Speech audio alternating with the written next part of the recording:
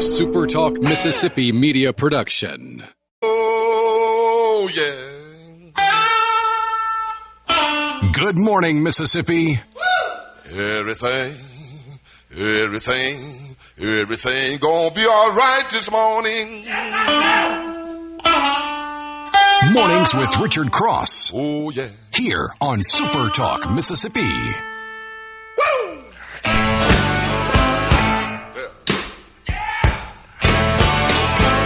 Now, when I was a young boy,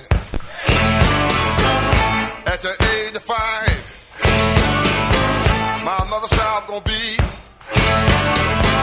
the greatest man alive. But now I'm a man, way past 21. I want you to believe me, baby. Hey, good morning. Welcome in. It is Mornings with Richard Cross on SuperTalk Mississippi. Thanks for joining us on this Tuesday, the 20th of January. 1 year ago today, as we sat right here, we were counting down the hours until the second inauguration of Donald Trump as President of the United States. It's January 20th, 2025. A day in history that has held a lot of presidential inaugurations. Last night we crowned a national champion in college football. Not a team from the SEC, but certainly a team that captured the attention of much of America. We're glad to have you along as we start things off this morning. Mornings with Richard Cross on SuperTalk Mississippi, presented by Community Bank, online at communitybank.net, rooted in our community. I'm Richard Cross, Lance Tolbert in our Jackson studio. Lance, good morning to you. Good morning. Good morning. Yeah, that was a kind of a uneventful first half, and then, boy, it turned into a football game.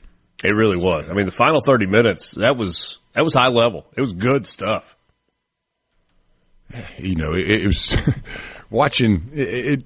It reminded me a little of that Ole Miss game with Miami. Miami just was early in that game, very physical. You know, Indiana just couldn't get anything going, and I was wondering if that was going to kind of be the modus operandi for Miami, just kind of lull you to sleep a bit, then get you in the second half and kind of bruise on you. Indiana said, "No, we're going to play some ball here, man."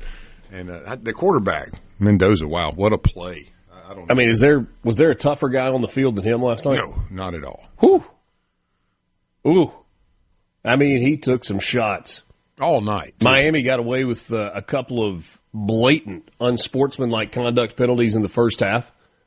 On a single drive, he was hit 3 times where questionably you could have thrown a flag. Twice, like not even any debate, just missed. One hit him so hard he was bleeding out of his mouth. TV loved that shot, by the way. Oh, yeah. Especially once they knew he was okay. And now we move on. College football season just like that in the rearview mirror until the end of August. But the sport is the nature of such as we'll spend a lot of time between now and then. And I mean we collectively. I don't necessarily mean on this show. A lot of time getting ready for that next season. What a sport. Oh, it has flaws. It's got warts. It's got acne. It's got all the things. But, man, what a sport. Because the games themselves are still really special. They are. And seeing a story like Cmte and the team that he put together, an older team that had a lot of guys from really all over the country, not a lot of big names in there, to do what he did at a place where winning has not necessarily been the habit. Coming from James Madison, what didn't he bring them into Division I football? Is that correct, or was he the coach? No, they'd already made the transition. Yeah, that's right, they'd made the transition. But 41-8 record there, and getting over to Indiana, and then doing what he's done in the last couple of years it's a great story. It really is. I mean, I think that there would be a great movie just to follow the connections in Miami that were there last night with Mendoza, his dad, and then the Raging Bull of Cristobal. And, I mean, it was a lot of interesting connections there as well. So Yeah. great ball game. I was very impressed with it. It was good. Really, really good. Ate good too. Had a steak and a tater. Did you Ooh, do there you go. anything special for the game, or was it mostly just kind of glad to be home and not having to go anywhere? No, we were at home. We were at home. Obi had a birthday party during the game last night for the first half, so we had to go pick him up. He also had a project that was due this morning, so he spent most of the second half working on that. Good for him. Unbeknownst to me, there had been a request for me to cook burgers, and I found out about that about kickoff, and so it ended up being carry-out burgers instead of burgers on the grill. Hey, that works. And it was good. It was good all the way around. Got a little bit of a break on the weather for the next couple of days, but then potentially Friday night, Saturday, into Sunday, it might be nasty. Might. We'll get to that later. Today, Tunica, you've got mainly sunny skies with a high around 45, winds shifting today from the north-northwest to the southeast. So it's going to blow out of the southeast at about 5 to 10 miles per hour. Sunny skies today in Starkville with a high of 48 degrees. Your winds light and variable. A little bit warmer, mid-50s today in Vicksburg. Sunshine. Some cloudy intervals along the way. Just may have a few of the white puffies kind of rolling through the sky. Light and variable winds. And then Leakesville in southeast Mississippi. Intervals of clouds and sunshine knocking on 60s door. Winds out of the northeast at 5 to 10 miles per hour. Your forecast there kind of across the state of Mississippi. Who was born on this day? Well, how about American actor, comedian, and singer George Burns? 100 years old when he passed away. George Burns was born in New York City. No word as to whether or not he actually had a cigar in his mouth when he was born. But for much of the rest of his life, he did. Buzz Aldrin, 95 years old today, born in 1930. United States Air Force pilot in the Korean War. He was an aeronautical engineer and a NASA astronaut. He was aboard Gemini 12 and Apollo 11, born in Glen Ridge, New Jersey. What an American, Buzz Aldrin. Bill Maher, born on this day in 1956. Comedian, political commentator. He was born in New York City because, of course, he was. Bill Maher is interesting to watch sometimes. Yeah, I mean, I find him very entertaining. He is very much set in his ways. You're not going to convince him otherwise, but he has conversations. And sometimes he's funny. And he's not afraid to tell the left it's a bunch of idiots, blithering idiots, when they're a bunch of blithering idiots. But he also thinks a lot of the people on the right are blithering idiots. Will Wright was born in 1960. He's an American video game designer. SimCity, familiar? Oh, yeah, wasted a lot of time on that. Designed that game, born in Atlanta, Georgia. Another software guy, David Baszucki, was born in 1963. He's Canadian-American. He was the software developer of the Roblox Corporation. Nikki Haley. That one didn't ring a bell. Roblox.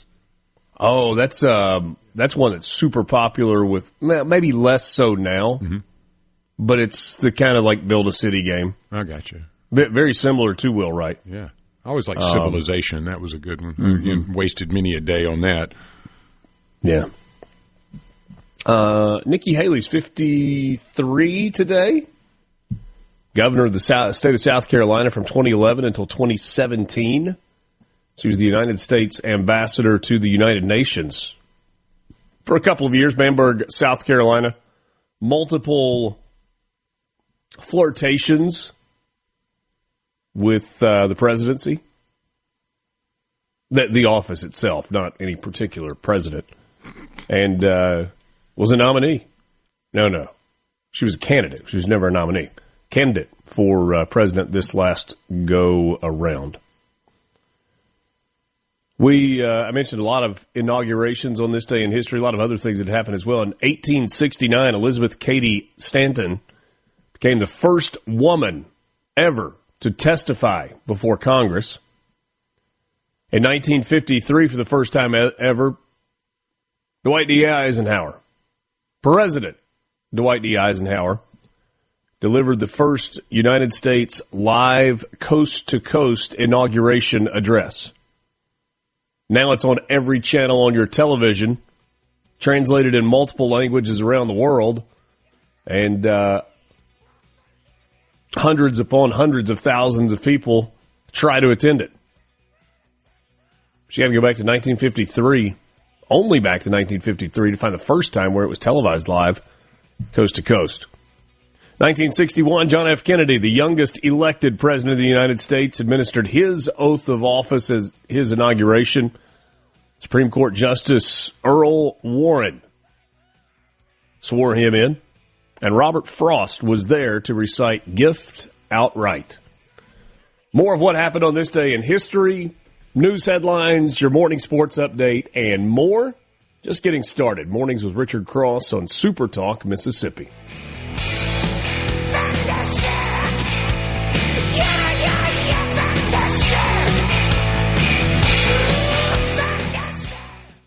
From the Venable Glass. A deep dive into the news and debates driving the day.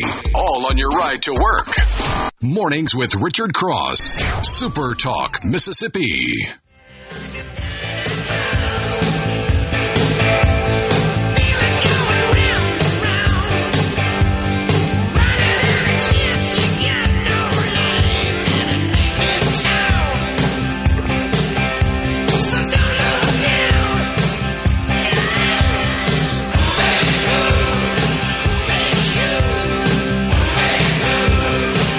Man, people are smart. People are smart, Lance. We should be smarter. Why were we not the ones that decided to pop up with an online store with hoodies you could buy with Quality Leering Center on them? You know, you know what I'm talking about, the preschool in Minnesota that was the fraud place that misspelled learning? Yes, I saw that the other day. Goodness. You're going to have to watch that documentary so we can get on the same page about jokes for the Quality Leering Center. Yeah, I'm going to have to watch that because I saw the sign. I didn't see any. Of all the things that you send me links to watch yeah. that have no relevance and no meaning, that you have spent way more than 42 minutes watching, you got to get this one. I put it on speed. You know, I'll hit change the speed on it. Everybody sounds like the Chipmunks, but you get a lot accomplished. So you can get the, it looks like you can do it in a lot of different colors. Yeah, I'm going to have to get me one of those. The Quality Leering Center hoodies, limited edition. Man, that thing's a mess up there. Goodness gracious. Oh, man. I mean, I don't even know where do you start digging on that? I mean, what color of this do I want? Yeah. I want to go with I'm going to get me a maroon one of those. You know. Looks pretty good in red. Let's see. Anyway, a lot of inaugurations on this day, as I was telling you. Richard Nixon, 37th president, completing his political comeback. He had served as vice president from 53 until 61. He was in Congress from 47 to 53 before losing races for president in 1960 and for governor of California in 1962. Then he comes back in 1969 and wins the presidency. Former Maryland Governor Spiro Agnew is sworn in as his vice president. 1971, Tamla Records releases Marvin Gaye's single, What's Going On? What's Going On about police brutality from the album of the same name. 1981 was the year that Ronald Reagan was inaugurated as the 40th president of the United States, beginning his two-term presidency. Also on this day in 1981, U.S. diplomats and citizens held hostage at the United States Embassy in Tehran released and begin their journey home after 444 days. Couldn't have had anything to do with Jimmy Carter leaving office and Ronald Reagan stepping in to the Oval. Couldn't have.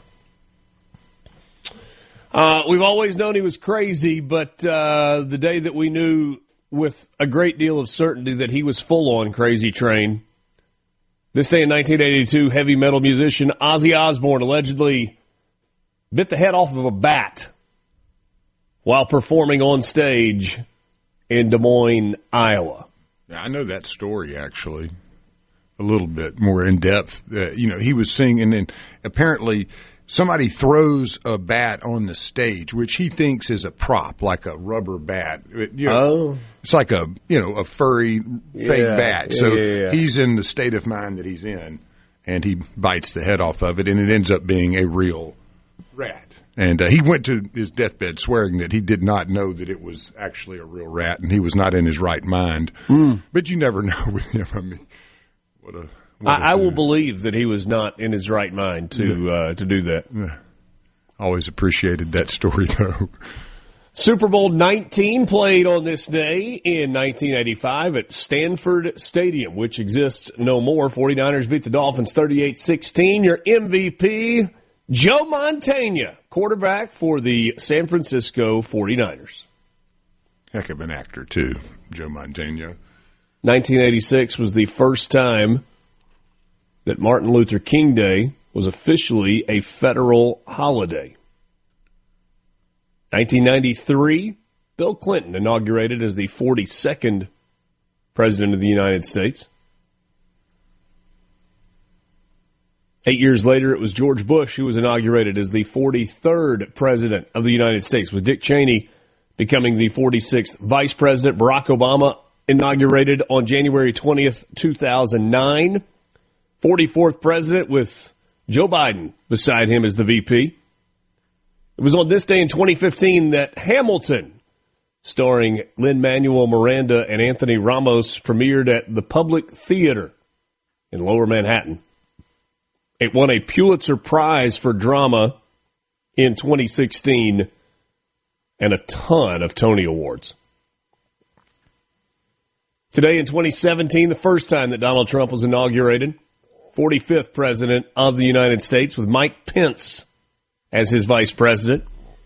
Then it was Joe Biden's turn in 2021, and then 4 years later, once again, Donald Trump as the 47th president, with J.D. Vance as the 50th vice president. Trump, oldest person to take the office, joining Grover Cleveland as the only president elected to non-consecutive White House terms.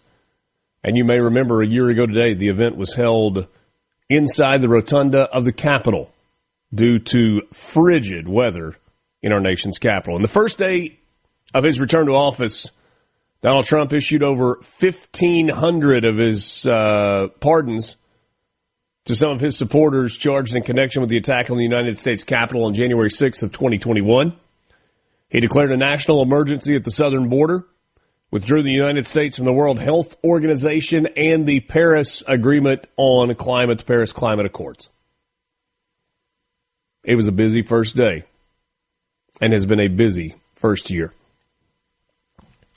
On to news headlines this morning. A teenager from Olive Branch and another man were killed Sunday evening when a small plane crashed near the Holly Springs Marshall County Airport. According to DeSoto County News, the Marshall County Sheriff's Office confirmed that a single-engine aircraft went down around 5 p.m. in a wooded area south of the runway near Bishop Road in the Holly Springs area. Emergency responders secured the scene after being notified of the downed plane. Officials identified the victims as 17-year-old Jordan Hall of Olive Branch and 29-year-old Wesley Bolden of Marshall County, both pronounced dead at the scene. No further details available. The NTSB, in conjunction with the FAA, are handling the investigation. Governor Tate Reeves has opted Mississippi into a federal voucher program that expands school choice options as lawmakers here in the state continue to spar over what education preference should look like.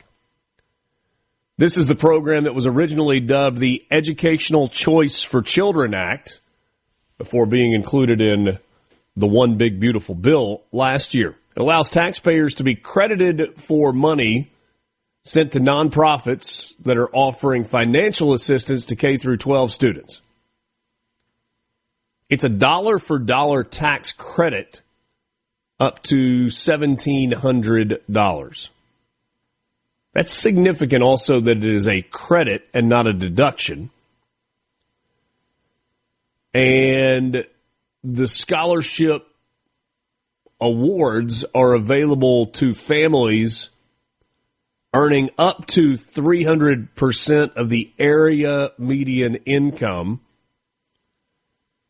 The annual median income in Mississippi is just a little below $55,000 a year, meaning a family earning up to almost $165,000 a year could qualify for a voucher.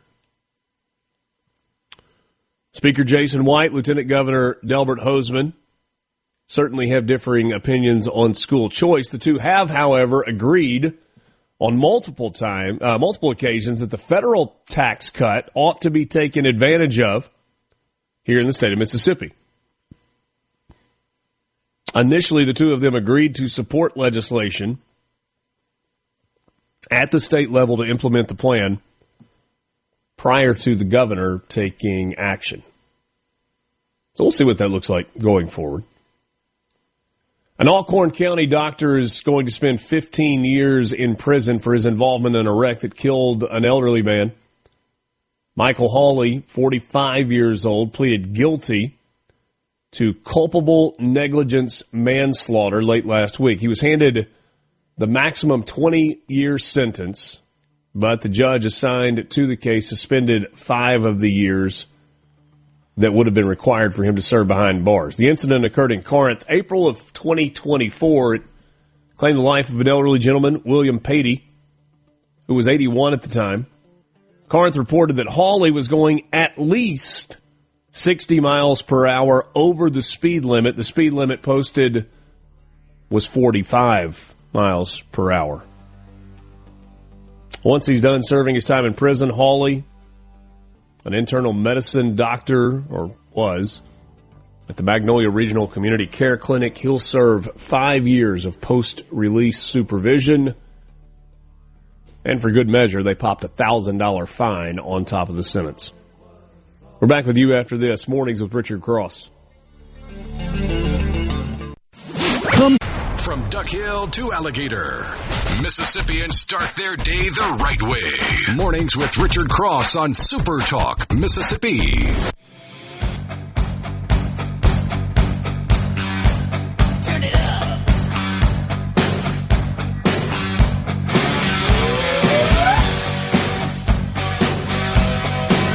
Told you yesterday about the anti-ICE protesters that interrupted the church service in Minneapolis, actually in St. Paul over the weekend. Department of Justice suggesting that they may be hit with Ku Klux Klan disruption charges and also the FACE Act. But if they're going to be prosecuted, sounds like it's going to have to be by the feds, because Minnesota Attorney General Keith Ellison is rejecting assertions that anti-ICE protesters who stormed a church in his state over the weekend broke the federal law the Justice Department has cited as having potentially violated. Top DOJ officials said that they are looking into whether the agitators who disrupted the services at St. Paul's City Church violated the FACE Act of the Ku Klux Klan Act. The FACE Act makes it a federal crime with potentially steep fines and jail time to use or threaten to use force to injure, intimidate, or interfere with a person seeking reproductive health services or with a person lawfully trying to exercise the First Amendment right of religious freedom at a place of religious worship. It also prohibits intentional property damage to a facility providing reproductive health services or a place of religious worship. The Ku Klux Klan Act makes it a federal crime for individuals to deny citizens their civil rights. Now, where did Keith Ellison, the Attorney General of the state of Minnesota, go to talk about this? Well, I'm glad you asked. He went on Don Lemon's YouTube show to discuss the matter. The Attorney General of the state of Minnesota potentially with charges coming against Don Lemon, the former and disgraced host on CNN. Ellison went on Don Lemon's show on YouTube, where he insisted that the FACE Act only pertains to reproductive rights. Here's what he told Lemon on the show. And the FACE Act, by the way, is designed to protect the rights of people seeking reproductive rights, so that people for a religious reason cannot just use religion to break into women's reproductive health centers. How they are stretching either of these laws to apply to people who protested in a church over the behavior of a religious leader is beyond me, Ellison added. Maybe you've seen it, Lance. I have not. I readily admit I have not yet. I have not seen any concrete evidence that the pastor that agitated this protest group was actually the man who is listed as a field office agent for ICE in Minnesota. They do have the same name. I have not heard any confirmation that he is actually the same person, and I think I read in a report that he was not actually at the service in which they protested. Well, I believe the FACE Act's pretty clear that, I mean, it does relate to reproductive health services, but it's also a clause in there, or exercising religious freedom at a place of worship. In other words, if you try to... it doesn't matter, Lance. It doesn't matter. When you're the Attorney General of the state of Minnesota, you will read and you will interpret the law however you darn well please, and you will prosecute whoever you darn well please. I guess that's the way of the world today, huh? If it had been a bunch of white Southern Baptists interrupting a religious service at a mosque or at a Somali leering center, you think the AG would already have the charges written up in Minnesota? Oh, yeah. Yeah, me too. Yeah, definitely. All right. Time for your morning sports update, brought to you by Pearl River Resort. Online, pearlriverresort.com. Your home for casino thrills, family fun, and live entertainment. Championship game last night. Final game of the 2025 college football season. Indiana jumped out to a 3-0 lead with an early field goal. Made it 10-0 in the second quarter. Miami missed a field goal before halftime that would have made it a one-score game. Two teams traded touchdowns in the third quarter. Miami took the lead in the fourth quarter. Indiana answered. And then doggone it if Carson Beck didn't do the thing last night that I was convinced for the entire fourth quarter at Glendale, Arizona a week and a half ago that he was going to do. You know, throw the critical, game-changing interception. That's what he did. Misidentified the coverage, tried to force it into double coverage, underthrew it, easy interception for the safety coming over the top. Yeah, a little safety. He didn't know if he should lay down or what. I was like, but dude, hit the ground. Run, take running. a knee, lie down, do a snow angel, whatever you want to do. Yeah. Ended up getting an unsportsmanlike conduct penalty. Well, he pinned his offense back against the Yeah, wall he did. there, too. He did. It's like, you know, Cat, you give us a little bit more room to take a knee here at the end. Beck finished 19-32, 232 yards, touchdown and a pick. Mendoza, the Heisman Trophy winner, 16-27, 186 yards. Mark Fletcher was the leading rusher in the game. He had 2 touchdowns on the ground for Miami with 112 rushing yards. Also threw a punch after the game. Didn't like how Indiana was celebrating, so he went after one of those defensive linemen who had his helmet off, and the defensive lineman just kind of laughed at him. Kalen Black led the way on the ground for Indiana. He and Roman Hemby making up that two-headed monster in the Indiana backfield. Man, Charlie Becker, number 80 in the red jersey last night, had some big catches. What a great story that kid is, too. Big catches late in that ball game. Was the only receiver that was on the roster that stayed or was asked to stay when Curt Cignetti got the job. But they didn't ask him to stay because he was going to guarantee him a job. They liked him, and they wanted him to stay and compete for a spot. Didn't win it last year. Special teams only last year. Special teams for the first half of this year. Emerged because of an injury, and, man, he made it where they couldn't take him out of the lineup, couldn't take him off the field. Malachi Toney, the special freshman for Miami. 10 catches, 122 yards, and a touchdown. Also had a rushing touchdown, didn't he? Oh, I guess they called that a little pop pass where he had a catch for a score. Anyway, 27-21 the final. Good college football game. Worthy of being the final game of the regular season. And now we officially turn our attention to basketball. And tonight in the SEC, you have 5 basketball games on the docket, including a big one in Oxford. Ole Miss hosting Auburn.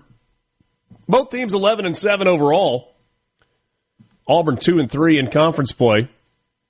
Ole Miss, by virtue of 3 wins in a row, now 3-2 in conference play. Auburn is a slight favorite in the ball game that will tip off at 8 o'clock tonight on ESPNU. If you want to watch it, ESPNU is where you will get it starting at 8 o'clock tonight. The rest of the SEC, in terms of games that are happening, I think 5 total games. LSU at Florida is at 6. Oklahoma, South Carolina is at 6. An 8 o'clock tip-off for number 15 Vanderbilt at number 20 Arkansas. That one could be fun. Number 21 Georgia, highest scoring offense on the SEC, goes on the road to take on Missouri. And then the aforementioned Auburn at Ole Miss coming up tonight. No day off in between. Just take a breath, national championship game, and, oh, by the way, we're half a dozen games into basketball season. Conference play. I mean, good grief, we're, 18 games into the year? Yeah, and we're for most of these teams? A few weeks out from baseball, too. I mean, it's about yeah. I saw in Baseball America was it State 3, Ole Miss, 13 or 14, and Southern Miss 23. So, yeah, pretty nice little and that was after D1 game. Baseball did not have Ole Miss ranked in the preseason top 25. Nice little Baseball America, game. though, yeah. Southern Miss was 23. I think Ole Miss was 16. 16, yeah, I think it was 16. State 3, Ole Miss 16, Southern 23, if I remember you. Yeah. Going to be a grind in the SEC this year. Yeah. Which is not particularly different than the last 20 years or so in Southeastern Conference baseball. But yeah, it all gets started the weekend of Valentine's Day, February 13th, opening day for the college baseball season. You blink a couple of times and it will be here. What's coming up this morning? Jeremy England is going to join us in the 7 o'clock hour. Senator from District 51. Mike McCormick from the Mississippi Farm Bureau Federation will join us in the 8 o'clock hour, along with Senator Neil Whaley. Senator Whaley is the one that brought that bill that would eliminate sales tax on agricultural equipment. How is school choice working in Tennessee? Oh, and the latest chapter of Elections Have Consequences, friends. From the Venable Glass. Morning, Mississippi. You're starting your day off right. Welcome to Mornings with Richard Cross here on Super Talk, Mississippi.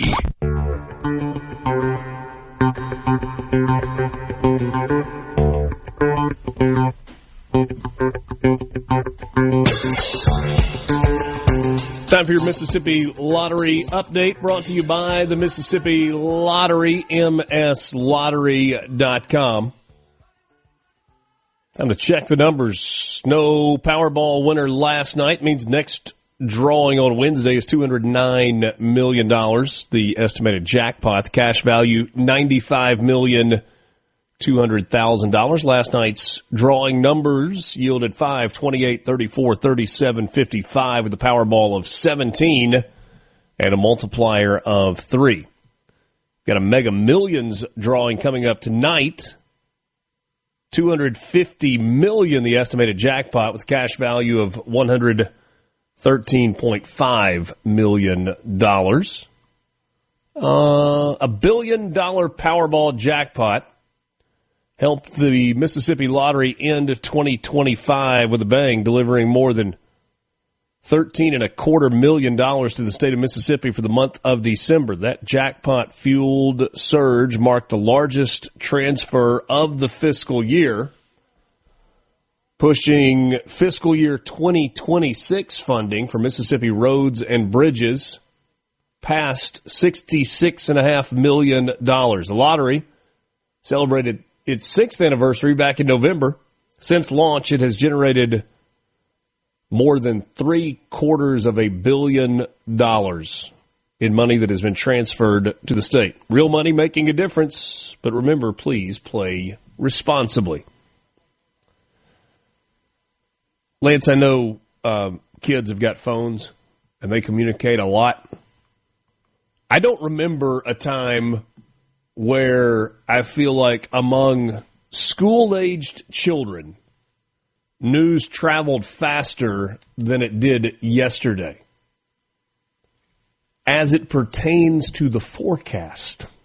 Oh, it must have been snow. I think people were hearing, it's going to be snow.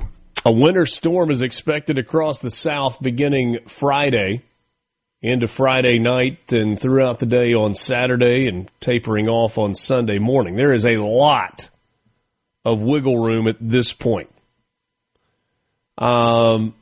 Key messages at this point: a wide-ranging winter storm will produce great swaths of heavy snow, sleet, and treacherous freezing rain from the southern Rockies and Plain States into the Mid-South, and then working its way east into the Carolinas.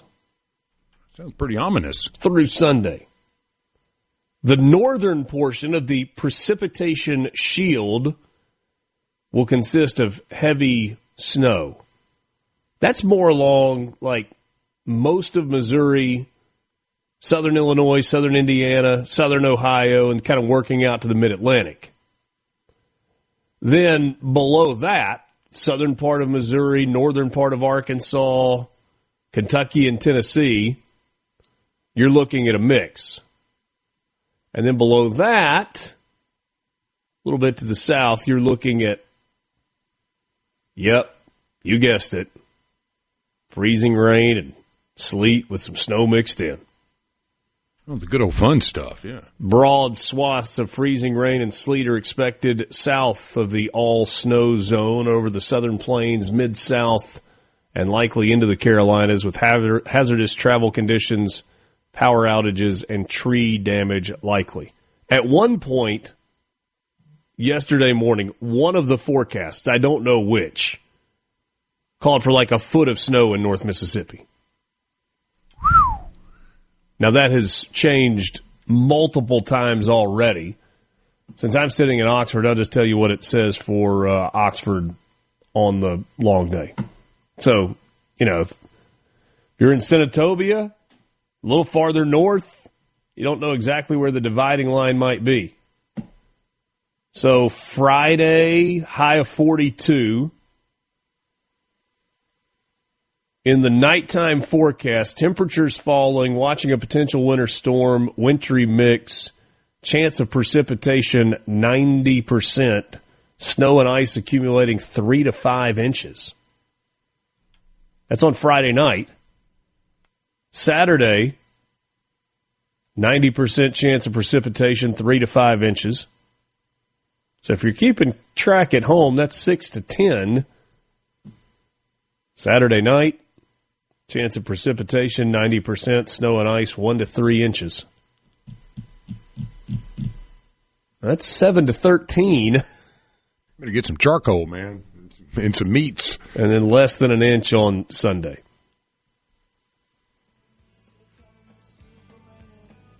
With temperatures not getting above freezing until sometime Monday afternoon. And then really staying in the upper 30s throughout the week.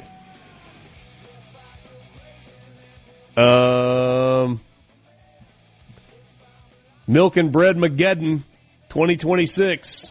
First edition starts now. Go! Don't do that. You know check in with your local butcher. Greg, I'm coming to see you, friend. Thanks for being with us. Mornings with Richard Cross. 1 hour in the books. 7 o'clock hour on the way. We're back with you right after this.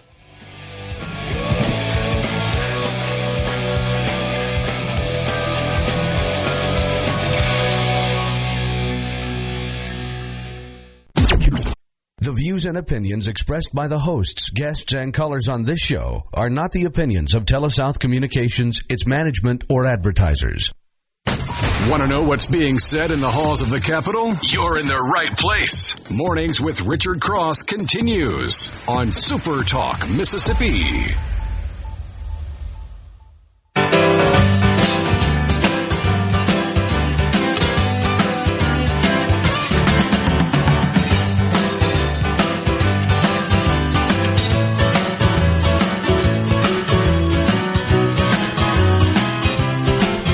Do you remember the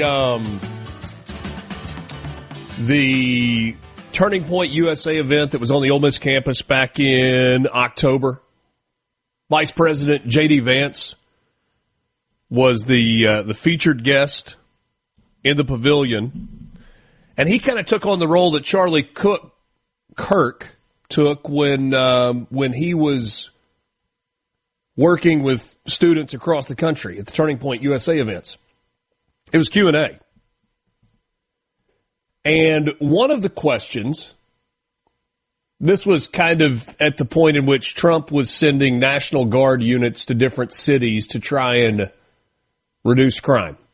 Did it in Washington, D.C., did it in Memphis, threatened to do it some other places. And one of the questions was along the lines of, hey, big fan of yours, big fan of the president's, love the progress that's being made, but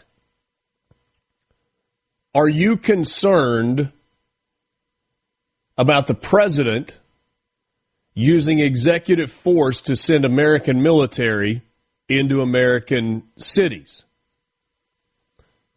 Does that set a bad precedent and open the door for Democrats to do that going forward? And J.D. Vance's response was striking. He said, whatever you can imagine that's bad, they're already going to do it. There's nothing you can do to stop it. So when you have the power, you better take advantage and you better make a difference. I'm paraphrasing there. I'll tie that to something that happened yesterday. Mornings with Richard Cross, Super Talk, Mississippi, presented by Community Bank. At Community Bank, we're here for every part of your financial journey. Looking to manage your personal finances? Our banking services make it simple, secure, and tailored to you. Ready to grow your business? We offer expert guidance and custom solutions to help your business thrive. Dreaming of a new home? Our mortgage specialists are here to make the process seamless. All designed with you in mind. We're more than just a bank. We're your partner for life's biggest moments. Community Bank. Rooted in our community. Member FDIC, equal housing lender. C-Spire text line is open to you at 601-879-4395. 601-879-4395. A company born in Mississippi, raised in Mississippi, and has chosen to stay in Mississippi. C-Spire. Best in wireless, best in fiber to the home internet, and the best in business IT services for all of your IT needs. Learn more at cspire.com. C-Spire, customer inspired.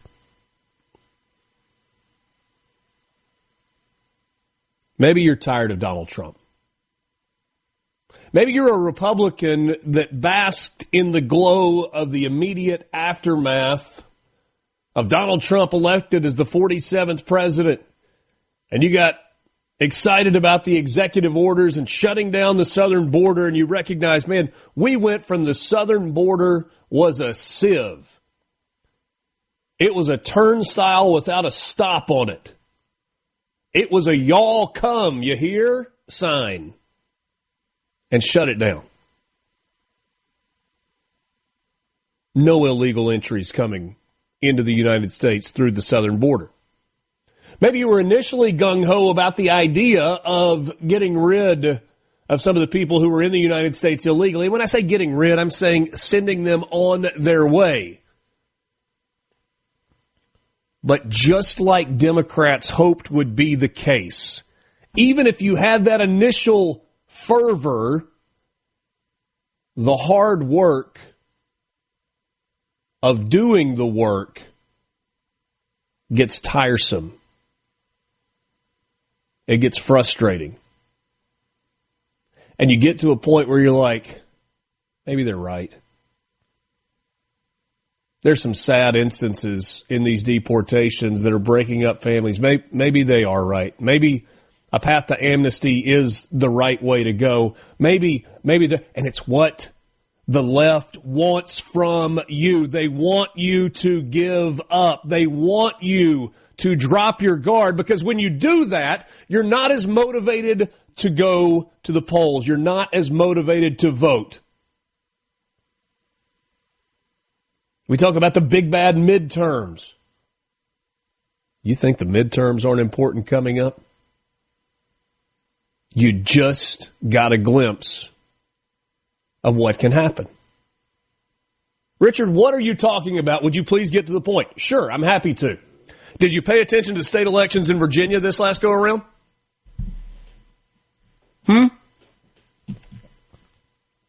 Democrat governor. Democrat lieutenant governor. Democrat attorney general. Democrat majority in the, what do they call it in Virginia? Is it the House of Commons? Did I make that up, Lance? No, it's probably Parliament or something, yeah. I'll look that up, though. And yesterday, I mean, their state legislature. General Assembly. The General Assembly. I mean, their legislature just now getting going.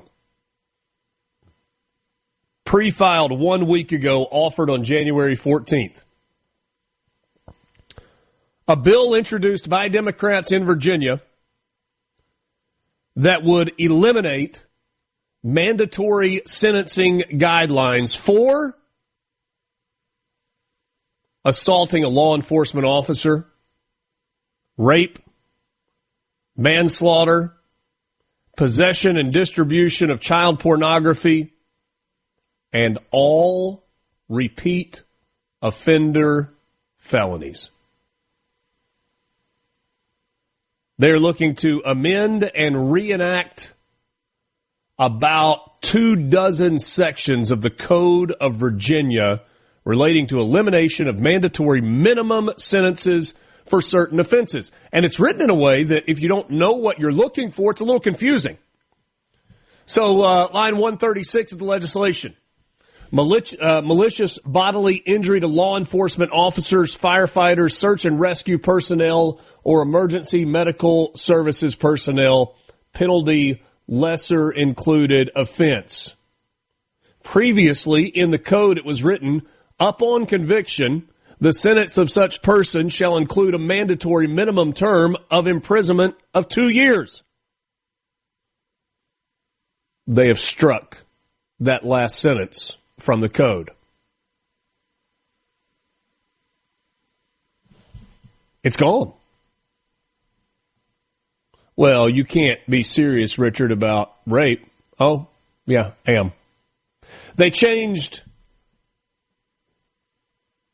some of the wording from he or she shall be guilty of rape to he or she is guilty of rape. The punishment shall include a mandatory minimum term of confinement of 25 years. They struck through mandatory minimum. Now, that's where you might go, well, hold on, Richard. If you strike through mandatory minimum, that sentence reads, the punishment shall include a term of confinement of 25 years. You're right. Sounds good, doesn't it? Until you realize the importance of mandatory minimum, because mandatory minimum in that sentence means no early eligibility for parole, no getting out of this sentence early, when there is simply a term of years. It becomes a sentencing guideline for a judge. And that mandatory minimum is no longer year. And so that 25-year mandatory minimum could become 5 or 2 or 6 months or 10 years or whatever the judge feels is the right thing.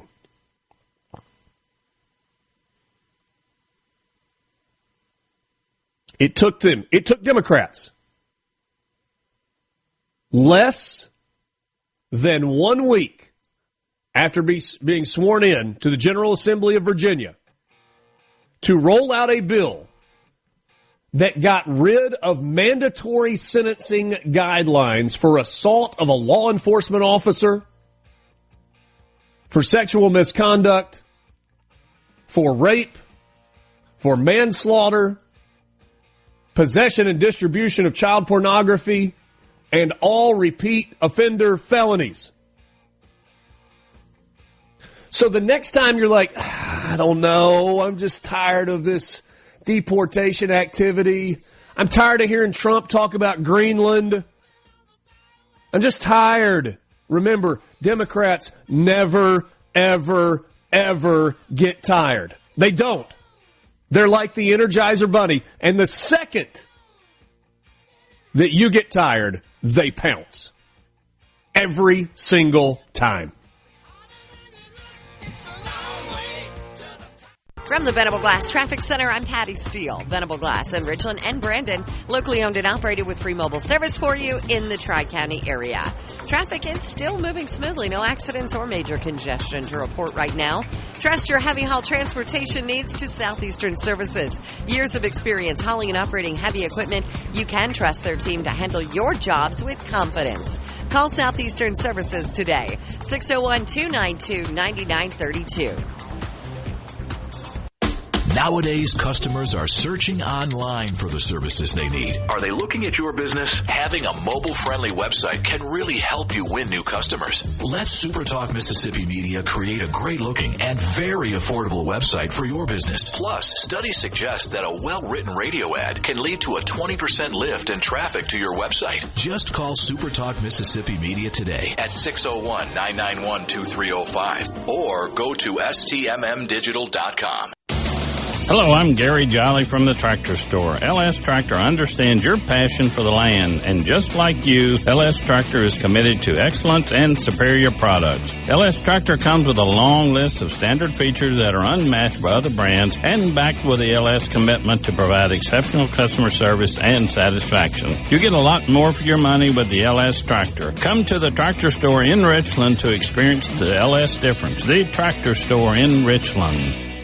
When it comes to tree removal, trimming, or storm cleanup, knowing who you hire matters. Baroni's Tree Pros is fully licensed, fully insured, and trained to handle jobs of any size. From hazardous removals to routine maintenance, a professional tree crew protects your home and your property, and also your wallet by using the proper equipment and carrying the right insurance. Jan the Man is ready to provide estimates and help you understand exactly what your property needs. Give him a call today at 601-345-8090 or give him a visit at baronestreepros.com. At Key Constructors, our mission is to build a legacy that will stand the test of time through hard work, dedication, and pursuing excellence. Key Constructors is a heavy civil construction company, a leader in the bridge construction world. Our goal is to provide a positive work environment for you to grow personally and in your career. We are proud of who we are and what we do, making it happen one bridge at a time. Come join our team of Black Label Bridge Builders. Check out Key Constructors on Facebook and other social media platforms and keyconstructors.com. Do you have transportation needs? Excavators, bulldozers, loaders, tractors, you name it, we probably can move it. Give us a call today. When it's time to haul, we're ready. Call 601-540-5052 or visit us online at southeasternservices.com.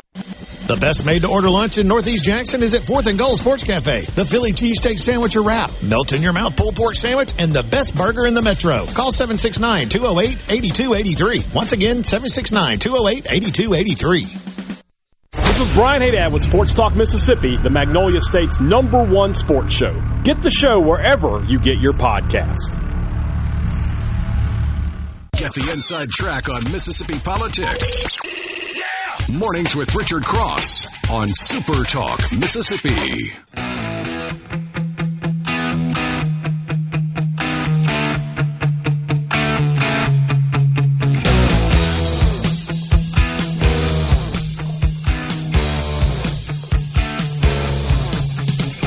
Got a message from a friend, said, Richard, said you can preach all you want, but when the media is against you with all of its propaganda, the average person doesn't have the stomach to continue the fight. You almost have to turn off the evening news to realize conservatives are not evil. There's some truth to that. Mornings with Richard Cross, Super Talk, Mississippi. Thanks for being with us. Happy to welcome in my first guest this morning, Senator Jeremy England. He represents District 51. Sorry if I was a little riled up for 7 o'clock in the morning. Good morning to you. Hey, good morning, Rich. I need some of that coffee. And look, we're not evil. Conservatives are not evil. I'll just say it loud and clear for everyone. But so why do we fight amongst ourselves so much?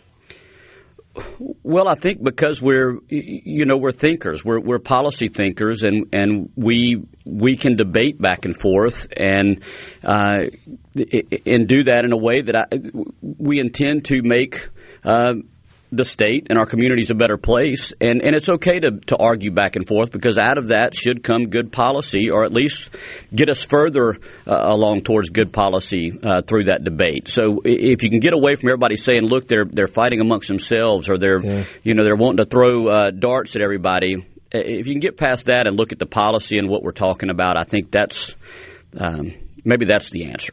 It may be, and I think you're onto something there. But, Senator, I'm wondering if, because we have the luxury, at least in theory, we have the luxury of time at the state level, in the state of Mississippi, with obviously a strong majority of Republicans in the state, because there's not the risk of, well, if we don't get it done now, we may not have a chance to get it done. Mm-hmm. It seems like there's a lot of times we kick the can down the road and we're like, well, we can argue about this now because we'll eventually get it right from a policy standpoint. Do you guys ever feel that? Guys and gals in the Capitol feel that a little bit? That maybe there's a safety net that if it wasn't there, it would allow us to be a little more productive? Yeah, sometimes. And look, I like to see what other states do. You know, when we get laws, we say, look, 30 other states have done this. This is where they've messed up. This is where things have worked. And we can use those, you don't know who first coined the phrase, but the laboratories of democracy out there to see what kind of policy that's working, and then bring that here to Mississippi. We can do that. But I will say this, too, Richard. I think it's important for your Mississippi listeners to know what you see going on in Washington with Republicans and Democrats just butting heads and hating each other and not talking. That doesn't happen here. We do talk. We are friends with the folks across the aisle. We may disagree, but we talk. We know each other's family, and that's the way I think it should be. I would not like to leave my family on the coast and come to Jackson just to come up here and sit around and twiddle my thumbs and find out what leadership's going to make us vote for, and not talk to other people and hear other ideas, challenge my own ideas. So we do that here in Mississippi, and I think that's something that voters should at least appreciate, that we still do that we don't have the deadlock that you have in Washington. The early days of this legislative session have been dominated by the education conversation. I've noticed that. Yeah, I'm glad. Because if you hadn't, I would be concerned if you hadn't at this point. Right. The Senate has rolled out a number of pieces of legislation tied to education and have kind of done it in bite-sized morsels. Obviously, the House rolled out this massive omnibus bill that passed on Thursday, but it passed pretty or maybe it was Friday, but it passed pretty narrowly. Senator DeBar, the chairman of the Education Committee, told us last week, he said there's no appetite for that bill in the Senate. As you talk to your colleagues, tell us what you're hearing. I would agree with Senator DeBar, at least at this point. And we're all kind of digesting this big bill from the House currently. It passed out of committee, I think, on Wednesday and then passed on the floor on Thursday. And that's a good lesson on how the bicameral process works. You have 122 members in the House. You have 52 members in the Senate. So a lot of times you'll see these big bills with a lot of, collaboration, a lot of things being added to them to get that consensus and to get that vote, that bill across the finish line in the House. And when it comes over to the Senate, and I don't mean this as anything other than what it is, we tend to be the more deliberative body because we only have 52 people. We can break things down, and we do prefer to use less omnibus bills. We prefer to take things out individually and look at them. And I think that's where we'll eventually get something on school choices, where I hope that we'll get there with some education freedom type legislation this year. But I don't see it being in one big omnibus type situation like we have in HB2. But hey, that got the conversation going, so that's good. Well, it certainly did, and the part of the conversation that seems to be where the Senate is most diametrically opposed is the universal portability piece that would allow. And I've heard people. I even heard Gerard yesterday point out that, hey, we got public money that goes to private entities all the time, and that seems to be one of the sticking points for a lot of people. That particular part of this had absolutely no shot. Yes, I do think that's probably the big hang-up is the universal, the public-to-private type component of this, at least from talking with my colleagues and from hearing from voters back home. That seems to be one of the big issues they have. But look, Gerard makes a good point. We do have public money go to private entities like hospitals and funding projects. But the thing that concerns me about it, Richard, is every time, and I was looking at this, I can't find one example of a time when the government has put public money towards something that the cost hasn't increased by 5 to 10% pretty much automatically. And that's where my concern is. That's the conversation that I want to have. I don't want to, look, I'm not a no or a yes on this bill, but it's a conversation I want to have because where we're giving a choice to people to use these funds that may be lower income, are we then taking the choice away from, your farmers in the Delta that are working as hard as they can to put their kids into private school right now, or your nurses here in the Jackson area, or your people that may work for certain areas. They're working extra time and maybe working another job to put their kids into a school. Well, if we do this and it increases the cost, are we then bumping those people out of that option while giving it to somebody else? That's kind of how, that's what the legislative process is, right? We talk about those things, we ask tough questions, and we debate it, and there's an answer to it in what we can do. Personally, I would like us to focus more on specialty needs like dyslexia and things like that, and maybe see an increased amount, even because students that have dyslexia, originally their education costs more. So if we're given the base of $6,000 or $7,000, that may not be putting those parents into a position where they can send their kids to a school that can remediate their dyslexia needs. That's another part of the conversation that we're having. And I signed on as a co-sponsor to a bill with Senator Nicole Boyd yesterday that's going to look at things like that. And it's an individual bill. It doesn't have a lot in it. That's kind of the special focus of the bill. So we've got a lot of different irons in the fire, I guess is the phrase, if I'm messing that up. But we're going to keep talking about it, and I think we're going to come up with some good ideas. What was the phrase you used? Laboratories of democracy? Yes, laboratories of democracy. Each state, we've got 50 of them out there. I like that. I'm going to try to remember that. But if we're using that idea, This whole school choice thing is relatively new. Some people have been doing it longer than others, but there's been a lot of talk about surrounding states, Tennessee, right, Arkansas, Louisiana, that have rolled out school choice initiatives, and people have kind of beaten the drums. See, they've done this. Are they working? I mean, is it helping? Are we getting results from surrounding schools? Because the reason I said this is kind of new is we're just now kind of getting to the point where we're starting to get some feedback from some of these surrounding states. Yes. Look, I agree with that. It's just now, we're just now getting that feedback. So look, if we don't get something across the finish line this year, we have one more year to look and see how that goes. And you hear success stories out of Arkansas and Louisiana and Arizona, and then you hear people who have horror stories out of those same states. So it just depends on how you're looking at the results and what type of results you're looking to get. But I will say that the doom and gloom prognostications from both sides don't tend to play out. You don't see public schools completely ruined when you have somebody implement universal school choice, and at the same time, you don't see hundreds of thousands of students jump into a different school. It's small moves, and look, that may be helping students, and those small moves may be giving students a new outlook and a new opportunity that they didn't have before. So it's definitely a conversation worth having, but I think at the end of the day, Richard, if we can move the needle a little bit even on this issue, we've done a good thing, and then we can come back next year and see what happens. Well, and Senator England, last thing before the break, and we'll talk about ballot initiative and some other things after the break.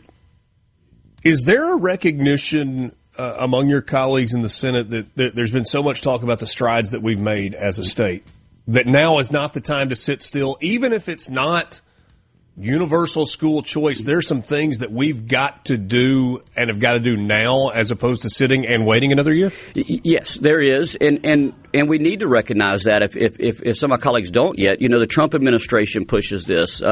Governor Reeves is pushing it. We've got a lot of things going. So yeah, look, the time is ripe to do something. And that's why I think we need to have the conversation. I hope we don't see bills get killed in each end of the hall without moving them forward. I hope we do move this forward to see what we can make happen this session. It's Mornings with Richard Cross, SuperTalk, Mississippi. Senator Jeremy England from District 51 is my guest. We'll continue the conversation with him right after this. You got it locked into SuperTalk, Mississippi.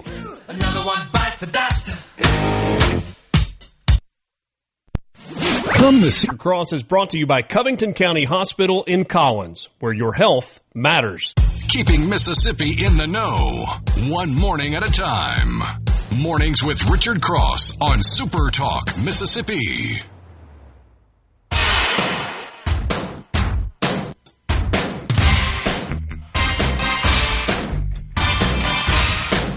Welcome back. Mornings with Richard Cross, just after 7:30 on this 20th of January 2026. Jeremy England is my guest. He is the state senator from District 51. He's chair of the Elections Committee, vice chair of Ports and Marine Resources as well. So very important to some of what's happening on the coast. Now I'll give you a chance to talk about ports and marine resources before we wrap things up this morning. Good. Yeah. One of the things we've talked with you leading up to this session was about your ideas related to a ballot initiative. You told us, I guess it was late summer, early fall, that you were still kind of working on the wording of that and looking at some changes that needed to be made because of some technology advances and some population shifts and other things. Where are we on that bill?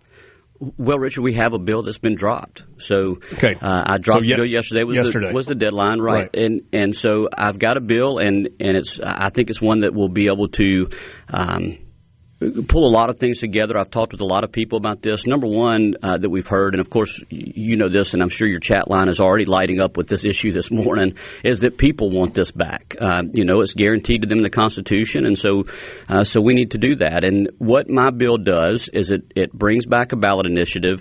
It's going to require petitions to be signed by 10% of your active registered voters in the state of Mississippi. No more than 1/3 of those signatures can be gotten from each congressional district. And so instead of having a minimum for each congressional district, I put a maximum on it. And I do have a provision that says that no ballot initiative can deprive any human being of the right to life, liberty, or property. I think that's very important to put in there. And then my ballot initiative measures will go into statute with the provision that the legislature cannot change it within 2 years of it going into law. So it does not go into the Constitution. And that's my bill. I think it's a good compromise bill that basically gives it right back. I'm trying to do quick math in my head, which is a dangerous thing to do. Well, I don't do it. It's about 170,000 signatures, if that's what you're trying to figure. It's about 1.7 million active registered voters in the state of Mississippi, somewhere around there, where previous ballot initiatives were 107,000. So This bumps it up to 170, which is a higher number, but not impossible. It's something that people can get now with the social media outreach and the way that we move about doing things. So I think it's attainable. But it's difficult, as it should be. So roughly 1.7 million registered voters in Mississippi would take about 170,000 signatures. That's correct. The part that I was playing around with in my head, though, was the not more than 1/3 from a single district. So theoretically, you could get 1/3 of the signatures in the 1st congressional district, 1/3 in the 3rd, and 1/3 in the 4th, and then 1% of your signatures could come from the 2nd congressional district. Yes, that would work. At least in theory. In theory. Now, that would be very difficult, obviously, but the idea of having any maximums and minimums is so one part of the state can't dictate to another part of the state and lead to a ballot initiative and something going into law that way. And also it takes into account that if our population continues to decrease, or at least not increase along with the other states, if we lose another congressional seat, then that would just be a pro rata thing. I hope that doesn't happen. I think that our economic growth and things that we're doing here in the state, we're trying to stop brain drain and we're trying to get people attracted here to Mississippi. I think if we can do that, we don't have to worry about losing a seat. But if we do, this would still be in play. You would just have to get 1/3 from each of your 3 at that point. You said something that I think is important, and it's anecdotal from our text line, the C Spire text line, 601-879-4395. It does feel like the people of Mississippi largely think that there should be a ballot initiative process. Mm-hmm. And we can debate what the process should be, but that there should be a process that allows for the people to have a voice beyond just the voice of their elected representatives. I am speaking with a really broad brush here. Right. I'm not sure I feel like the legislature overall really wants a ballot initiative. Is that an unfair statement?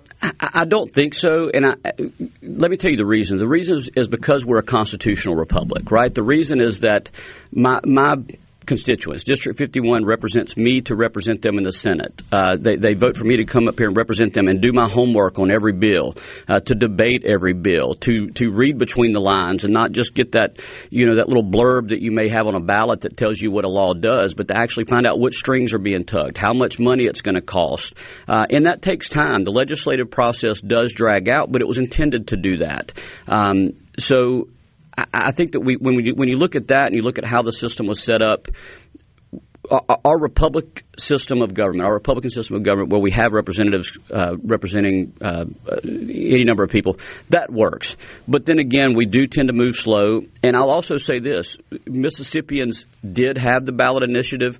The Supreme Court of Mississippi struck it down. And one thing that I've learned since I've been here is that if Mississippians have something and it gets taken away from them, they want it back, and they're right to do so. This is a constitutional guarantee to them. So we need to work on it. We need to look at it and figure out how to give that back to the people, so that they can petition and implement things if the legislature is either dragging our feet or just not looking at something.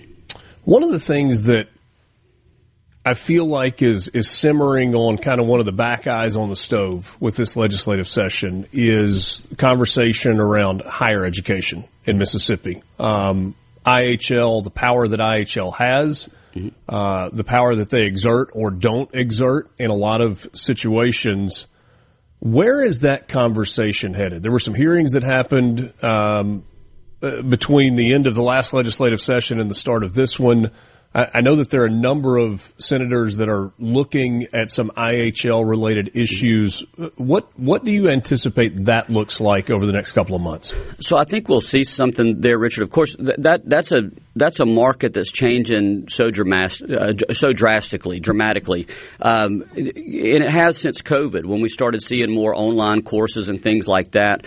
But we've been in a situation here lately, I guess in the last several years, where some of our major universities aren't being funded fairly, maybe, and we need to look at how we have that funding formula there, because we've got to meet the needs of making sure we've got the best and brightest professors hired, and that we've got the best research going on at these institutions, that we're also meeting needs of what the job market says. And I think that Accelerate Mississippi and Dr. Courtney Taylor does a very good job at going out and making sure that we've got those plans in place with our universities and with our community colleges to maybe not do classroom training and maybe not train your classics, but train things like welding and different specialties like that. Nursing. We heard from the W recently in a public health and welfare committee meeting about how important that is. So we've got to meet the job needs, but we've also got to make sure that we've got those programs that we can have the professors to teach the programs to turn out just great students, great people to enter the workforce after they finish, and to make sure our buildings are up to par. That's another thing that we looked at. I know that Bart Williams, when he did a public property tour a couple of years ago, when he came back, he said, look, guys, we could spend $1 billion and still be behind on the facilities that we have here in Mississippi that we need to meet. So if we're going to look at spending some money in the state, I think that's an area we should concentrate in, because once people come to Mississippi, tourism will tell you this, but the same works with our colleges. If we can get people to Mississippi and get them to love Oxford and Starkville and Jackson and Hattiesburg and all these areas across the state, they might want to put their roots down right here and start a family here in Mississippi. So that's one way to keep, reverse brain drain, or do the exact opposite, attract the brainiacs from other states to come here and set up shop. And there's been some conversation about performance-based funding. You are funded based on excelling at what you do, graduating students, getting students to move from freshman year to sophomore year to junior year, and so forth.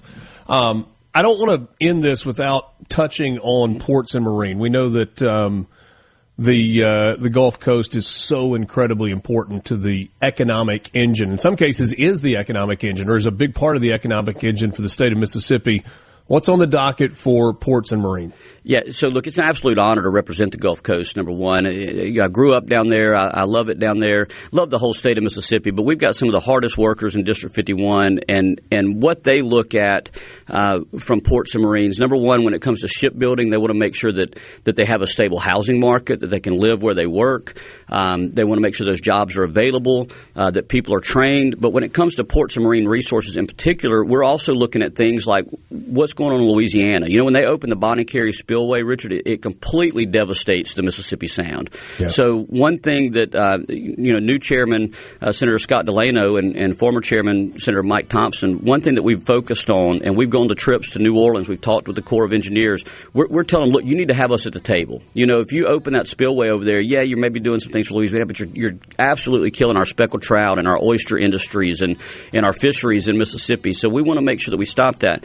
We want our oyster program to be back. At one point in time, I think we had the second or third largest oyster reef in America, the first being, I believe, in Manhattan, but right there where the Pearl River empties out near Hancock County was some of the best oysters in the world. So we've got to get back to that. And the science is there and the technology is there. And we're seeing that. Look, Southern Miss and Mississippi State in particular are both doing great jobs bringing research in to the area for our blue economy. So it's very exciting.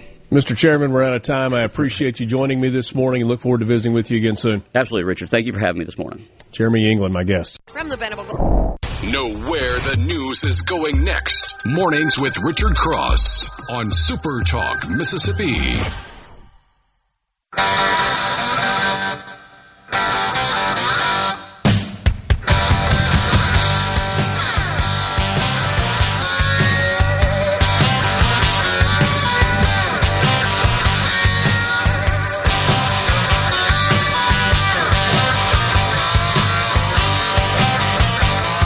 This hour of Mornings with Richard Cross is brought to you by MWG Employer Services. Running a business is tough, and if you're struggling with HR, benefits, and payroll, you're not alone. That's where MWG Employer Services comes in. They can provide a full range of employer services, plus a custom plan that fits you. Give them a call today. The number, 601-206-7966, or go to MWGEmployerServices.com, MWGEmployerServices.com. Mose asked a question. He said, Richard, I think 10% is a little low to initiate a ballot measure. I missed what would be enough for passage, 55, 60%. No. What he said is in the ballot initiative bill is 170,000 signatures, or 10% of the eligible voting population in Mississippi. So about 1.7 million registered voters, so about 170,000 signatures, with not more than 1/3 of the signatures coming from a single congressional district. The required number of signatures, once they are tabulated and verified, would cause a single issue to go on the ballot, and then the 1.7 million registered voters would have the ability to decide an issue when they go to the polls. And I think one thing that he pointed to that made sense, you remember part of the issue that we had was when we went from 5 congressional districts to 4 congressional districts, and the Supreme Court said, yeah, this isn't going to work the way that it is written now. And so the ballot initiative process has gone away, and what has it been?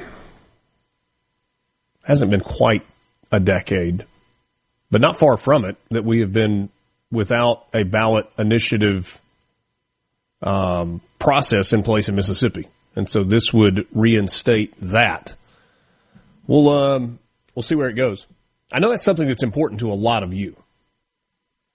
It gives the people of Mississippi a voice beyond just electing state representatives and senators.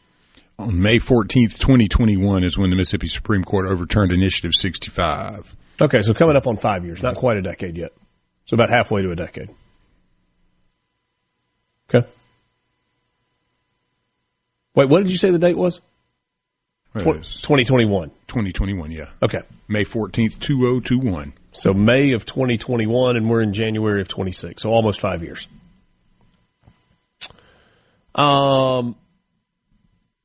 This could be a big deal for some Mississippians. Small businesses and nonprofits in 34 Mississippi counties are eligible through the U.S. Small Business Administration for drought-related loans. Federal assistance available based on the drought that hit the region in this past year, 2025. The U.S. Small Business Administration announced the availability of low-interest federal disaster loans to small businesses and private nonprofits in Mississippi that sustained economic losses caused by the drought that began on August 26th of 2025. According to the federal government's National Integrated Drought Information System, it developed in the Midwest and the Southeast in the fall of this past year. The counties affected include, I'll read them really fast: Alcorn, Benton, Bolivar, Calhoun, Carroll, Chickasaw, Clay, Coahoma, DeSoto, Grenada, Itawamba, Kemper, Lafayette, LaFleur, Lowndes, Marshall, Monroe, Montgomery, Noxubee, Oktibbeha, Panola, Pontotoc, Prentice, Sunflower, Quitman, Tallahatchie, Tate, Tippah, Tishomingo, Tunica, Union, Webster, Winston, and Yellowbush. If you missed one of those, you can go to supertalk.fm and read it for yourself. Man, that was fast. Under the declaration, the federal government's Economic Injury Disaster Loan Program is available to eligible small businesses, small agricultural cooperatives, nurseries, and nonprofits with financial losses directly related to the disaster.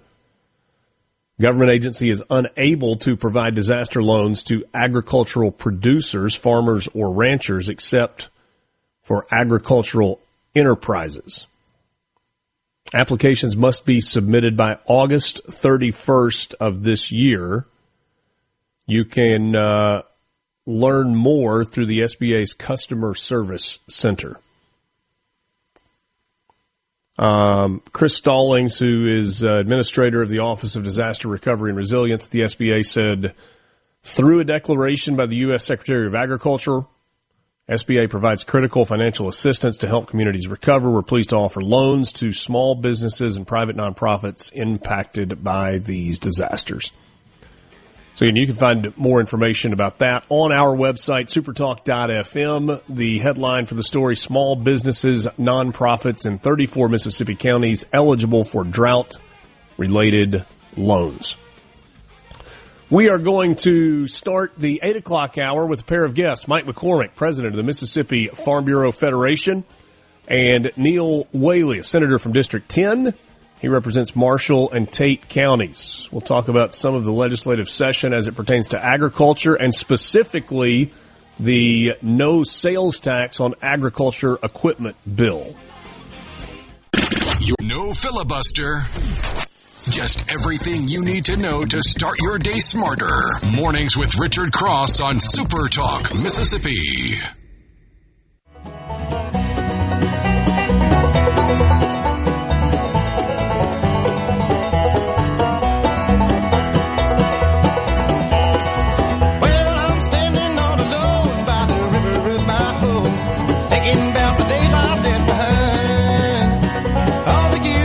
Pleasure to be with you on this Tuesday morning, the 20th of January. A chilly start to the day across the state of Mississippi. Going to be nice in the 50s, maybe the 60s for most of the state, but there is more cold on the way, especially as we get toward the weekend.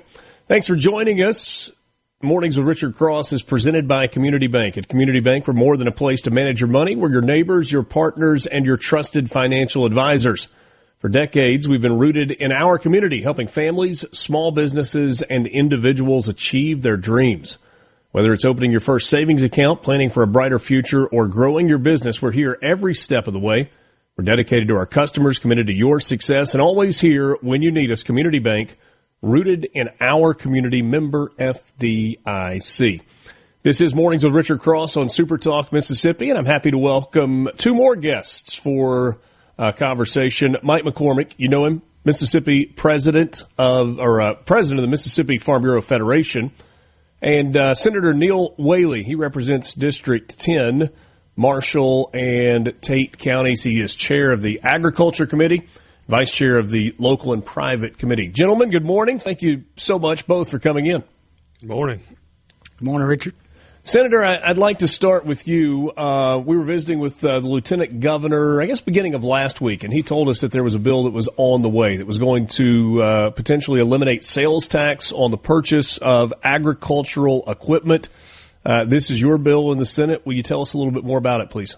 Yes, sir. Thank you. So early on, we have been doing a lot of research about tax policy and the overall state of the agriculture industry in the state.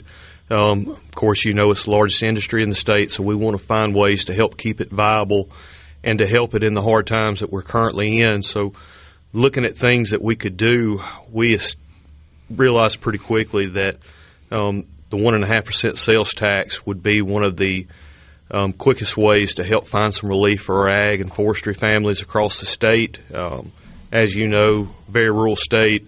And a lot of the rural communities, that is the number one lifeline for all of these communities. So finding ways to put more money back into those local communities through the local farmers or foresters, we just felt like would be good policy and a good direction to go in.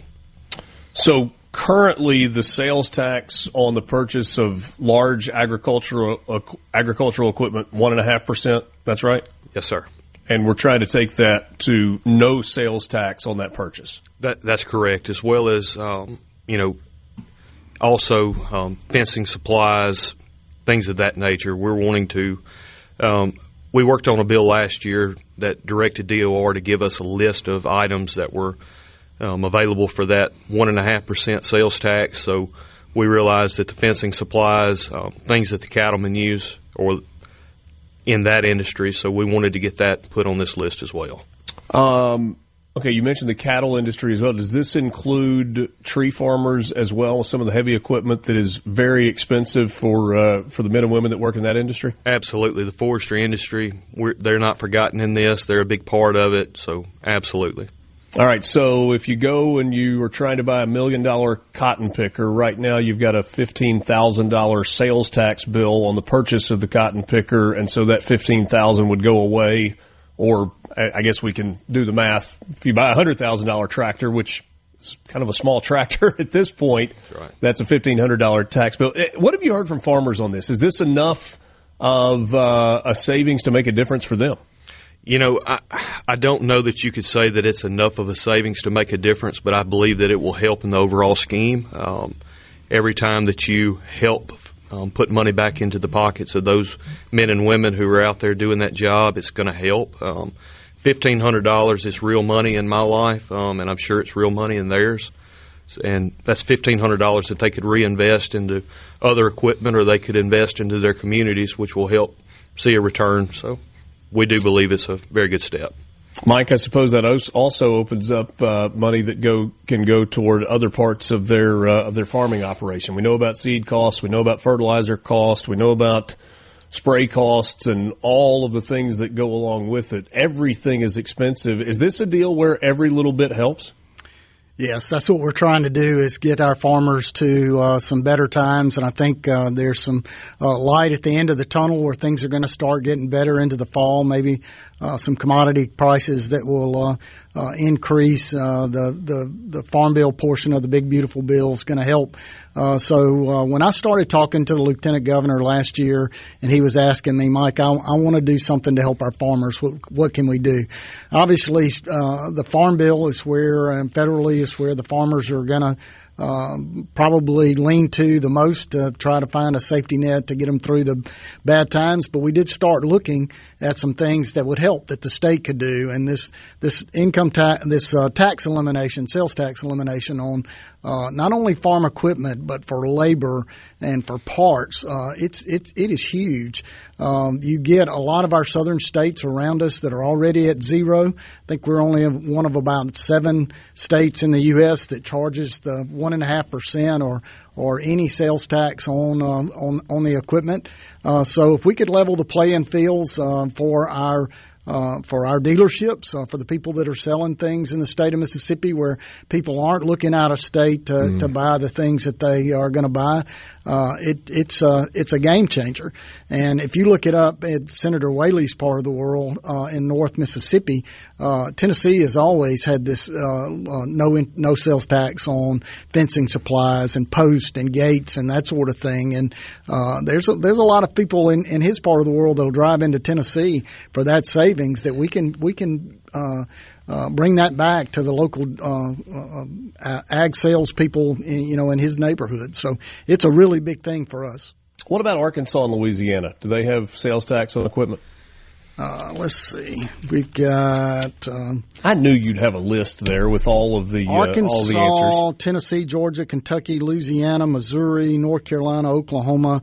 A lot of other non-southern states. Now, some of those states have some local sales tax that goes along with it, but that's the ones that in our part of the world that are basically where we're going to be. Hopefully. All right. So well, and I just wanted to further your point. You've got people in North Mississippi that perhaps are crossing into Tennessee to buy equipment. Yep. But that means that the Delta, you got folks that are perhaps going into Arkansas or in Louisiana for some of their equipment purchase needs as well. So that money goes outside the state. Well, it can. It just depends on where it's delivered, if you pick it up, that sort of thing. But we want to try to do what's right and try to get this Mississippi on an equal playing field of some of our other southern states. And I don't want to discount what the parts and repairs will do for us, because it's going to be tough to use this to incentivize people to buy some new equipment in a time when nobody's making any money in the farming industry on the row crop side of things. But as your equipment ages, because you're not able to replace it, these repair bills can get substantial, and it's something that you can't budget in to your budgets when you have a major repair like that. So this is something that would hit home and help be a stopgap for our farmers looking for any help that we can give them. Senator Whaley, I know the number would move from year to year based on the number of purchases and the amount that's spent. Do you have a general idea, though, of how much sales tax currently is generated for Mississippi through the 1.5%? Yes, sir. We had to get a fiscal note on this to where we knew exactly where we were working. It's going to be somewhere around $18 million. Okay. That's the number that we arrived on. What have you heard from your colleagues as this bill has been talked about a little bit? I know we haven't gotten to full debate on the floor, and obviously you got to have both chambers ultimately sign it off on it to get it to the governor's desk for signature. But what's the early conversation like? The early conversations in the Senate, my colleagues have been very receptive and open to it. A lot of them, as you know, they're going to represent ag communities across the state as well. The Senate, we're committed to working to try to help our ag and forestry industry in the state, and it's been an overall good response so far. It seems like it's rare to find an issue that truly has the ability to be nonpartisan. We got Republican farmers, we got Democrat farmers, we've got independent farmers out there. Does it feel fairly nonpartisan in those early conversations? I would believe it is. I haven't had anyone to bring it up otherwise. So. Okay. I guess I asked a version of this earlier. Does this go far enough? You mentioned that it helps, and maybe it's a piece of the puzzle. What about chemicals, seed, some of the other expenses related to agriculture? Did you explore including that as well, or was there a reason that we just stuck with heavy equipment here? Well, you're going to look at this bill. There's a lot of opportunity to include other things, and I don't believe that this is a stop at all. Okay. We'll continue this conversation on the other side of the break. Mike McCormick, president of the Mississippi Farm Bureau Federation, and Neil Whaley, who is chair of the Agriculture Committee on the Senate side. He represents District 10. You got it locked into Mornings with Richard Cross on SuperTalk Mississippi, streaming at supertalk.fm and SuperTalk TV. We've got more coming up with Mike McCormick and Neil Whaley on the other side of this timeout. All over. Goodbye, don't you cry, I'm going to Louisiana to buy a coon dog and a big fat hog and marry Susiana. Sing song, ding dong, I'll take a trip to China. Cornbread and butter beans and back. From the Venable Glass. Pour yourself a cup of coffee and get the Magnolia State's most important news of the day. Mornings with Richard Cross on Super Talk, Mississippi. I was only 17 back then, but it seems like I knew more than I do now. I can't say he didn't tell me this city life's a hard road to hoe. It's funny how a dream can turn around. It's good to be with you this morning. It is Mornings with Richard Cross on SuperTalk Mississippi, streaming at supertalk.fm and SuperTalk TV. Thanks for joining us. Mike McCormick is the president of the Mississippi Farm Bureau Federation, and Neil Whaley is senator from District 10. He's chair of the Agriculture Committee on the Senate side. We're talking about the potential elimination of sales tax on farm equipment and some supplies, and sounds as if there is some positive momentum. I want to ask you two, and I don't even know if you've seen this yet. I was working on a cup of coffee about 5:30 this morning and was scrolling through Facebook, of all places, and saw a post about a bill that I guess was dropped yesterday. And it relates to hunting with dogs and managing predatory animals on private property. Mike, I think this falls in your wheelhouse. We know that when we talk about costs associated with farming, I mean, it's easy to go to seed cost and fuel cost and labor cost and equipment cost and all those things. But then there's some natural cost as well, like when pigs get loose and just absolutely destroy farmland. It's a massive problem, not just here, but in neighboring states as well. And as I read this bill, it would create some pretty significant hurdles for landowners to take care of their own property, which currently, at least for the most part, they're able to do. Well, I got a call about it yesterday and got to read it just a little bit, and I don't understand the purpose of it. It says that you have to have a depredation permit to to shoot deer out of your fields, which we already do. So I'm not sure what the point of going any further with that is, but you're correct. I'm not sure that there's anything more costly to farmers in the state of Mississippi than the damage that is done to wildlife and their row crops. It's just it is a big issue, and I know I lease my place to deer hunters. They want to kill big bucks. It's what they live for, and I understand that people all around the state that are paying deer leases want to kill big bucks, but they're not killing enough does. That's the problem. And during the summertime when there's nothing else to eat, those deer will travel miles to go to some of my farmers' fields, and it doesn't take much or a long time for them to do a tremendous amount of damage to soybeans. Once they nip that bud off, those cotyledon leaves as they come up, it's over with for that plant. It won't come back, and then through the year it creates a tremendous amount of yield loss to these deer damage. Farmers don't want to stay up at night shooting deer. That's the last thing they want to do. They work hard all day long. They just want the deer to stay out of their fields. So we need the depredation permits. I don't know the intent of the bill. We're going to start digging into it today to see the total impacts on it. It just mentions fur animals, and I don't get that or what the point of this is, but definitely am concerned about it for sure.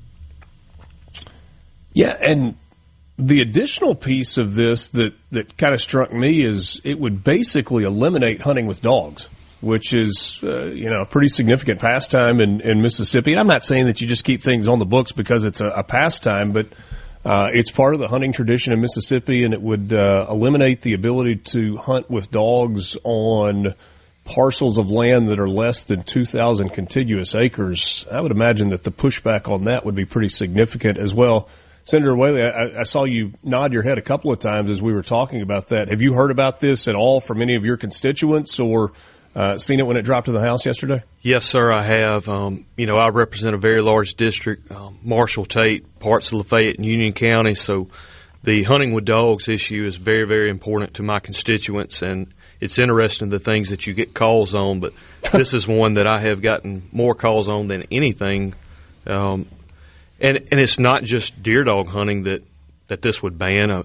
The way I read it, it would ban all types of dog hunting. So that would be your coon dogs. Coon hunting as well, right? Squirrel dogs, rabbit dogs, bird dogs. I just think it's a pretty broad bill, and I'm like you. I don't really see all of the angle on it other than to eliminate dog hunting. So apart with that, with the trapping regulations that they have in there, I could not support the bill. It's House Bill 828, and the principal author, if I'm looking at this correctly, is Justin Keene, who represents the 6th District. So do with that as you will. I think, Senator Whaley, this would be a question for you. Do you value – this is low-hanging fruit, and if you don't answer this right, you're not going to get reelected anyway. Do you value hearing from your constituents when something like this pops up, or is it one of those deals where it's like, okay, here comes another call. I get it. We're going to kill this. It's important for constituents to be able to reach out to their representatives and their senators, right? Absolutely. I use okay, you did answer that correctly. I use the phrase all the time, I cannot read your mind. So I do value when they call me, value when they text me, stop me in the grocery store. I don't so much like the emails. It's pretty hard to track. Would sit there and answer emails all day and do nothing else if that's all I could do. But, yes, I very much do appreciate the phone calls, and I have taken a lot of them since last week on different issues, this being one of them. I'm glad we went down this road. CD in Taylorsville says, what is Farm Bureau's stance on this new dog hunting bill? I think you heard from Mike McCormick just a moment ago that he has already heard from folks, and that didn't take long when this bill dropped yesterday. Sometimes you wonder how locked in people are into what is happening in the legislative session, and then a bill like this or some of the others drop, and you are reminded very quickly there are a lot of people that are very much paying attention to what's happening at the Capitol. Absolutely. I get those telephone calls, and I know Senator Whaley and his colleagues get them as well. And, I don't know who drafted the bill, but dog hunting is an issue is tough for the legislature to deal with in its own. But when you add all the other stuff in there with it, you drag us into it even more to say, wait a minute, our farmers have got to be able to make a living, and we already have to have depredation permits. It's just a misunderstanding about how all that process works. And we work well with the Department of Wildlife, Fisheries, and Parks, and we've strengthened some oversight into the programs to make sure that our farmers are having damage before they get the permits. So we've got a process that's working, and I don't see any reason to change it. Mike, while I've got you here, when I asked you about this, Cindy Hyde-Smith was on with me a couple of weeks ago, and we talked a little bit about some of the relief package that is on the way for farmers. We know they're having to kind of wait on that. And I talked with some people that are either farmers or working in the farm industry, and they said, this is just a drip in the bucket of what farmers currently need.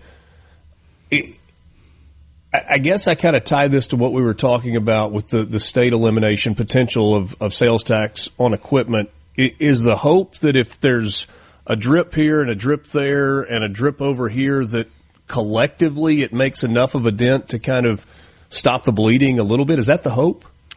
Well, the hope is we can build a bridge to get these guys to the fall where the updated farm bill portions of the big, beautiful bill kicks in, and we've got some insurance products there that will help.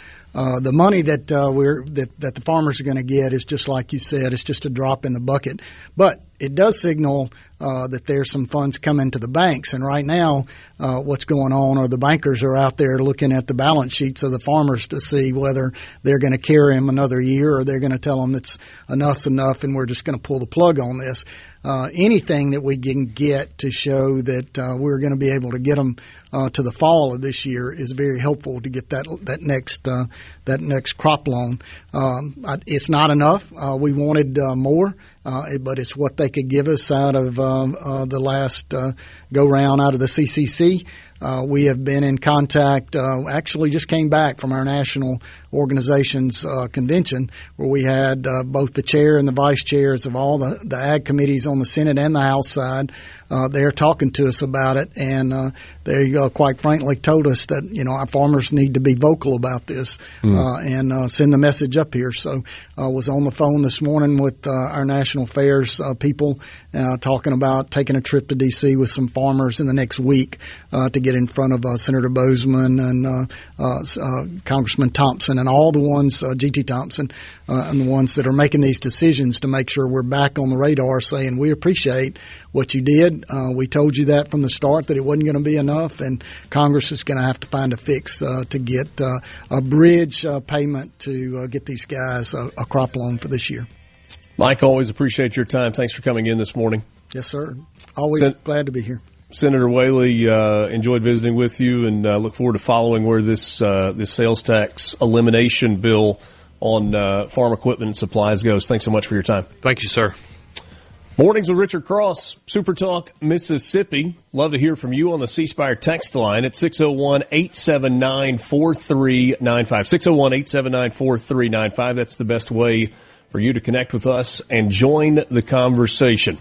Mornings with Richard Cross, presented by Community Bank, rooted in our community, communitybank.net. Half an hour left with you right after this.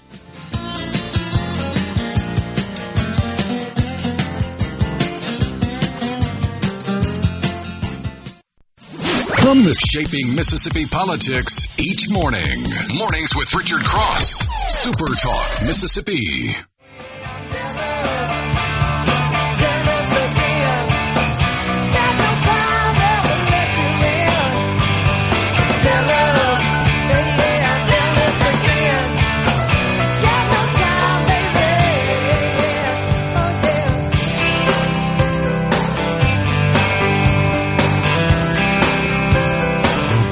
Good to be with you. It is Mornings with Richard Cross on Super Talk, Mississippi. Thanks for joining us.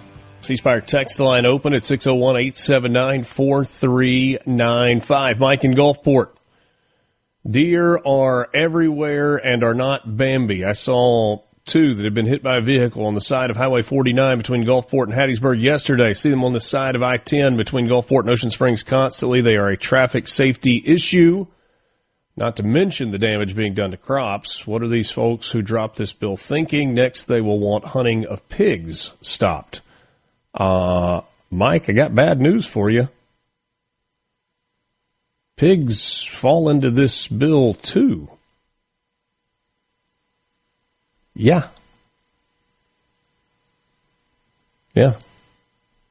Furry animals. Predatory animals. I'm an avid public land deer hunter. I've seen firsthand the numerous negative effects of deer hunting with dogs. I think most hunters would like to see greater restrictions on this activity, but will not speak out because we all have friends that do it. I also think most hunters do not want to see restrictions on rabbit, squirrel, coon hunting with dogs because it is not nearly as invasive. Well, let's be honest also, it's not nearly as popular. You don't have as many people doing it. And maybe that's what you mean by invasive there.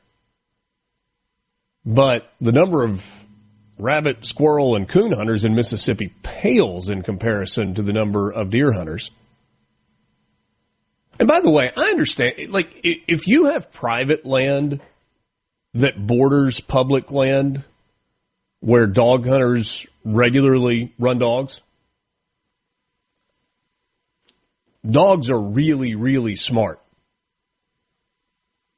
But at least to my knowledge, they don't have the ability to read posted signs. They don't necessarily have the ability to recognize a warning, keep out sign. And so sometimes they're going to run. And so it is incumbent upon those who are running dogs to, one, do all they can to keep their dogs within the area where they are allowed to be hunting. And two, recognize that just because a dog is on a trail doesn't mean that you have the right, legal, moral, or otherwise, to follow a dog across the property line. Like it's incumbent on the hunter to do what sometimes the dog won't do. Lance, you're part of a big hunting club. Mm-hmm. I don't know if you've got public land that borders where you are, and you've got lots and lots and lots of hunters that you're friends with. What do you hear on the dog hunting piece? Well, first, we definitely have a sizable club, and we border the Mahana Wildlife Refuge on our south border and Phil Bryant over to our west. So, yes, we have quite a bit of public land around us that touches. Okay. We also have other private landowners that are north of us and west of us and east of us. So we as a family, my father and I, and most everybody in my family, we bred beagles and raised beagles and ran dogs for a long time. I was the guy that they let out in the Jeep and said, "Hey, take care of this," and walk across the thousands of acres and hooting and hollering and running dogs. So I really enjoyed it back in those days. It was different, and as things have changed, and I think we've had more public land and more people hunting, it's probably become more of an issue. We as a camp decided years ago to not hunt with dogs anymore. I mean, we had kennels and everything. We even had horse stables where people would come up and ride horses and run the dogs. It was very old school style. But, we've grown out of that as a club, and it's not something that we have to do. So, yes, it's a pastime. It's a culture, and we had a lot of fun doing it. But when it becomes a nuisance to others, I can understand where private landowners do not want to deal with that. So on our side, we outlawed it years ago as far as hunting with dogs, and we haven't really had any issues with others running them either. So it to each their own, I guess. I loved it. I absolutely love the beagles, the life, raising them, teaching them. But they're not going to listen to you when there's a deer on trail. Those guys are made for running, and we would go all over Issaquah County picking up those beagles after a while, and meeting different people. But those times have changed, and that's where we are. Sure. We got a message on the C Spire text line that says I gave a bad answer. No, it's not that I gave a bad answer, but I will admit to you that I guess I gave, at least in part, an ignorant answer. I didn't think about the GPS tracking technology shock that you can put on a dog if he crosses a into private land. This person says owners have collars with GPS. You can stop them on a dime. You just gave a bad answer. GPS shows exactly where the dog is, and the dog owner has boundaries on GPS. I guess didn't think about how technologically advanced running dogs for hunting is or can be. Yeah, I mean, it's gotten a lot better. But again, there's the difference of people on the ground with a gun shooting versus folks in stands that are stable. Again, I'm not sitting here taking one side or the other, but it does present as you have more people in the woods with guns. You just need to be careful. I've had several run-ins, as I've told you over the years, and not walking up on somebody else, but people walking up on us. Yeah. And so the nuisance isn't just dogs. It's also people that like to use your land when they don't think you're there. And, so, yeah, I mean, with technology, even if you had everything fenced and you had cameras and all that, you're still not going to keep dogs off of your land, and you're not going to keep poachers off of your land. It's just the way it is. And that's not an excuse. But, when you're out in the middle of nowhere, weird things happen. Yeah. And the law isn't usually right there. That's part of this, too, is you want to go out and enjoy your land, and you don't need dogs running across it. And we learned that years and years ago. So it was something that was just kind of a great decision, I think, on our camp, no matter how much we loved dog hunting. Yeah. Jim says, yeah, my younger buddies watch their dogs on a screen. It blows my mind. And then somebody else says, most dog hunters don't have that technology. No, I would say no, most do not, yeah. Look, I mean, like any issue when it comes to the outdoors and hunting, there's a level of personal responsibility that goes along with this. And you have bad people in every single walk of life. And so my guess, and this is a guess, and maybe it's an ignorant one as well, is that generally speaking, most people are going to follow the rules. And most people are going to do their best to do what is right when it pertains to the outdoors. But you got bad actors out there that will poach, that will go onto land that's not theirs in hopes that they don't get caught, that will shoot ammunition that they're not supposed to shoot, that will let dogs run wild and not, I mean, you got that, right? In the same way that most of us don't rob banks, but some people do.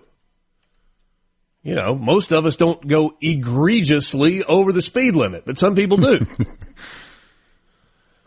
Most of us don't engage in income tax fraud, but some people do. And you're never going to get rid of the some people, and so I don't think you punish everybody because you got some bad, but hopefully you got more good than bad out there. I may have kicked over a hornet's nest here. Well, you start talking talking about about dogs and hunters.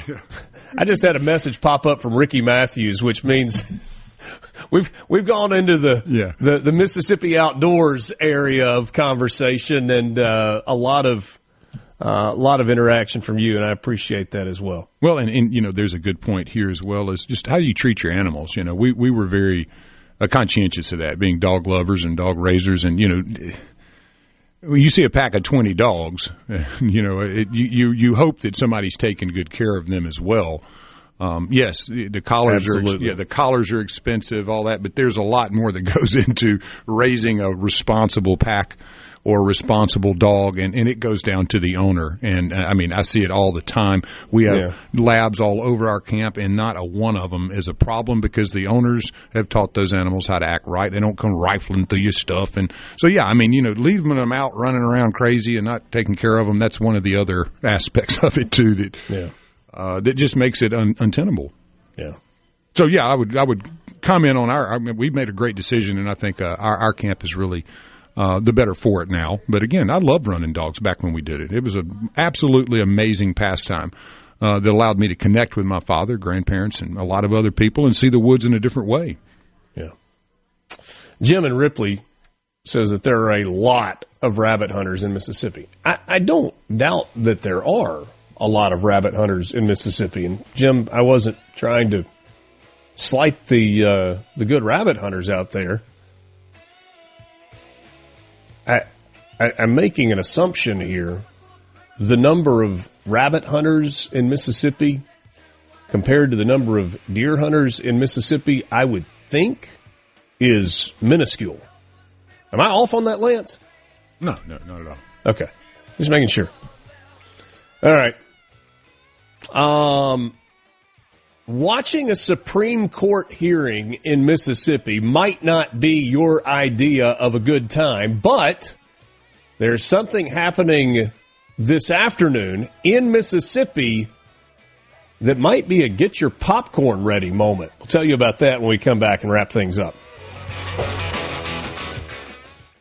From the Venable Glass. Mornings with Richard Cross here on Super Talk Mississippi. What else? And always on the Super Talk app.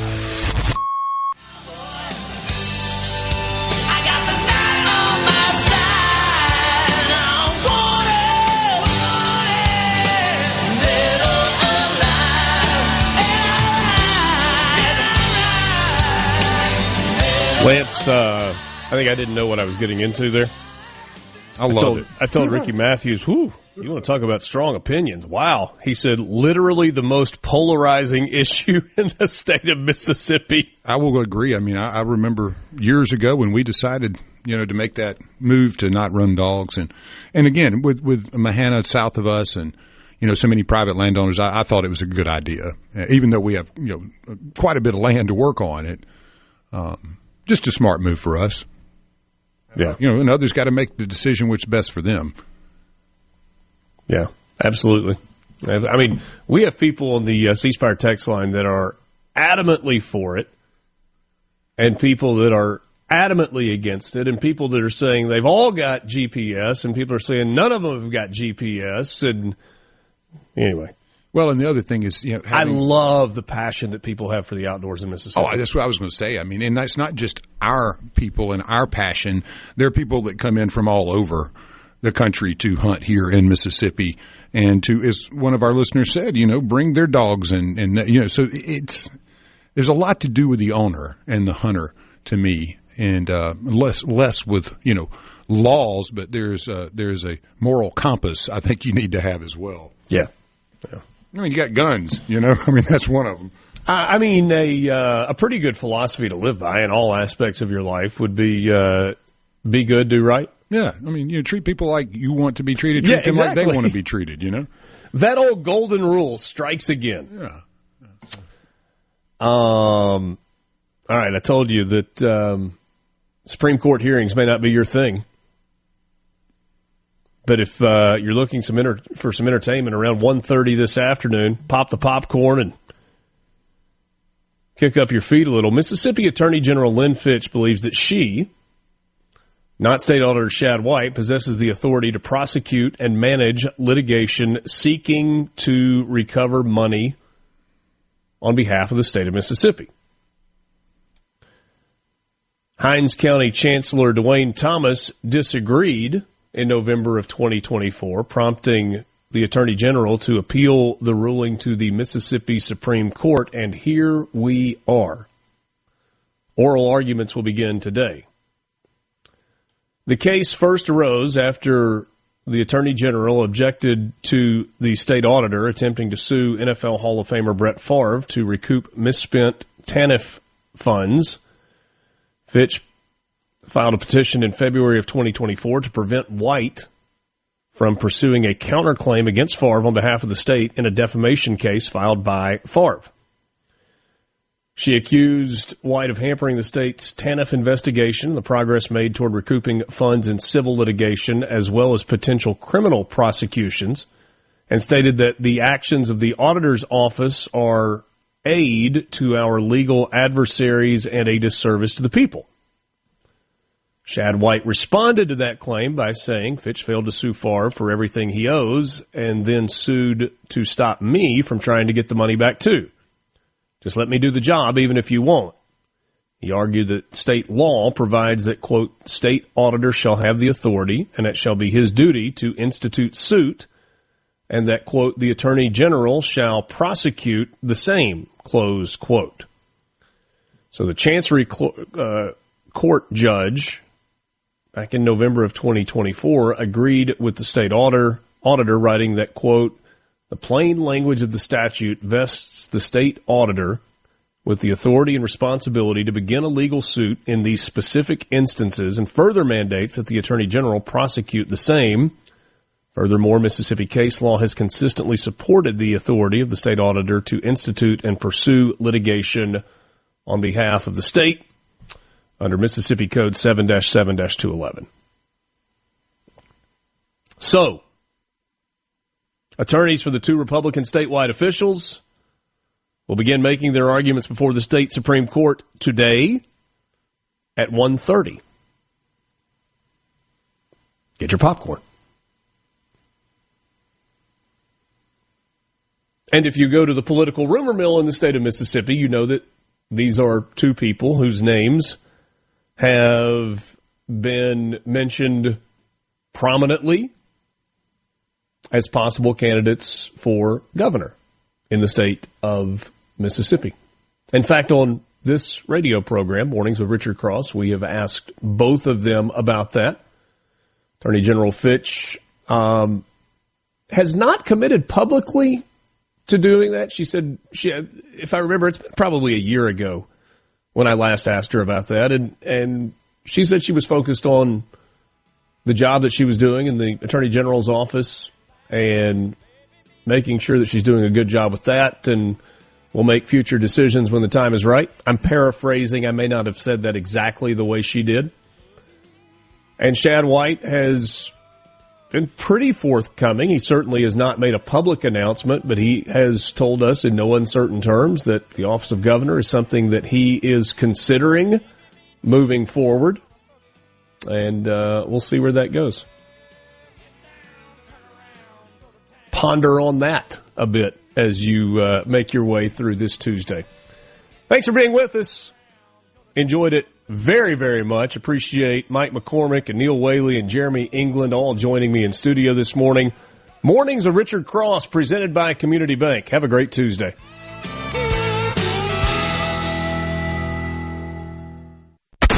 A SuperTalk Mississippi media production.